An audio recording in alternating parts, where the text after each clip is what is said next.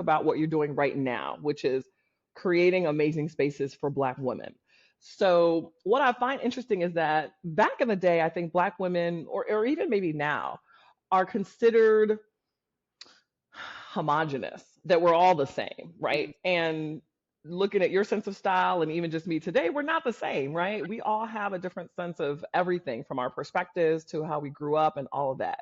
You know, you mentioned earlier, we'll talk about the fact that you grew up in an upper middle class family, right? Your parents were professionals, big time professionals. And some of us are like, listen, my mom was a single parent and, you know, working on a dollar and a dream. You know what I mean? And yet we still have at the end of the day some of the same challenges and the same struggles. So talk a little bit about your upbringing and then why you created this space for Black women and making sure that the world knew that we mattered. Yeah. So I don't want to say long story short, but maybe. Um, Cliche.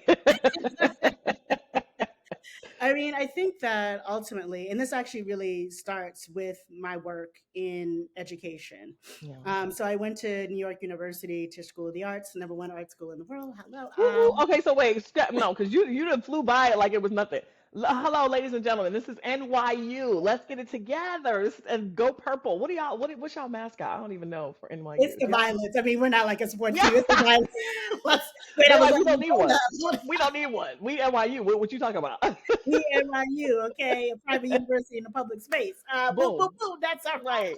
Washington Park. What's up? Get it together. Like, right. boom. Okay, okay.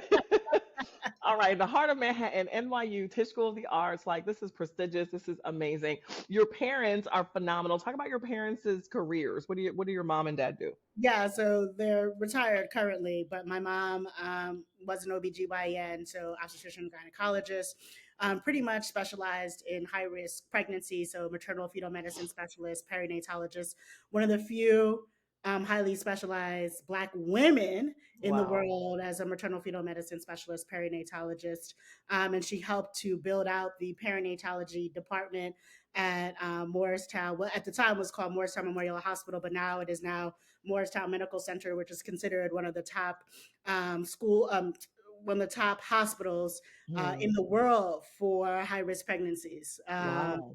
So we were somewhat famous in our town because my mom had delivered so many babies. So people would Right. literally, I would just be walking around with my friends, just chilling and be like, "Oh, are you Dr. Jackson's daughter?" And I'm like, "Yeah." They'll be like, "Oh, she delivered," and then they hear the kids are, "She delivered it." So Johnny, Taquisha, Lawrence, Jessica. You like, okay. I was like, all right, cool, cool, cool. And, so my mom obviously loved to be part of the journey of helping a woman give birth.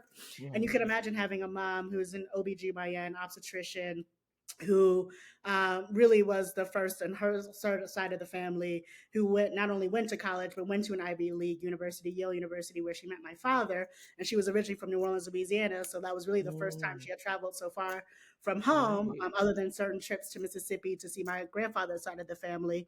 Um, and so you can imagine that having that type of independent thinking Hmm. woman as your mom, like, Right.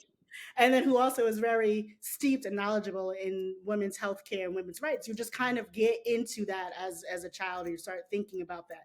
So simultaneously, my dad is a retired lawyer, even though actually he's retired, but he still consults and sits on a whole bunch of Oh, I'm boards. You know how they do, sure. lower child.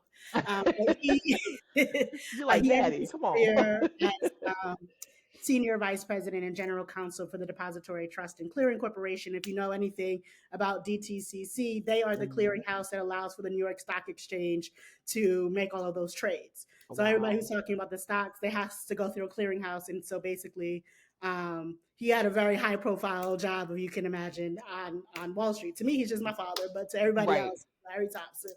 Uh, LT, that's the man right there, LT. but they were very so they wanted us to live a very good lifestyle. We lived in the suburbs of New Jersey. I was born in New York City, but we moved to the suburbs of New Jersey. Mm, Went to private school, the whole nine yards. Even in all of that, though, my parents were very clear, like you're black, and so we had like a right. lot of pro-black literature. I was reading Franz Fanon and Henry Louis Gates Jr. and Mm, Cornel West and my even I mean this is like in the 80s, right? My mom was making sure she's buying us black dolls, as many black dolls as she could find, and like Yes. black puzzles and books and all the things to make sure that we were clear in our heritage. And she hated when people were trying to like give me a nickname. They were like, her name is Kwamara, and so a lot of Right. I mean, very rarely do I allow people to call me a nickname. I'm very clear, like, my name is Kumara. My mom was very thoughtful about putting this name together. We are not going to butcher it or make a nickname because you don't want us to figure out the time to learn how to, put respect on my name. Like, Exactly. It's like you could do it with, Kim Jong Il or whoever you want. Get it together. Okay, it's not that difficult. And to give you such a strong, very black identifying name, I mean, your parents were so intentional, which I love, right? Particularly being in environments where you're probably one of a few or one of none, to be right, honest, right. right? Very Mm, intentional in those ways. So I always felt safe. And to your point about like how come you dress the way you dress and all that, my parents always made me feel safe being who I was.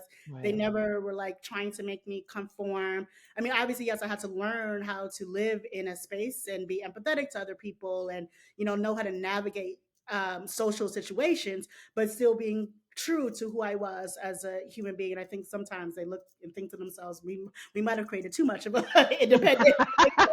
Of an anomaly. They're like, wait a minute. Wait a minute. I remember when I first started locking my hair, they were like, listen, we go back, but because I was They were doing like, it when pound to people the were not even people. thinking about I mean, this was in the early 2000s, okay, of 2000. Mm, I know more nobody thinking about locking their hair, at unless you all. were like a roster or something. And they were Right. like, so you just regular black girl on the street who want to lock her hair? Like, what are we talking about here? Yeah, no, that was not, we were not doing that at all. I know your parents were like, okay, I think we provided a little too much rope for this Right. one.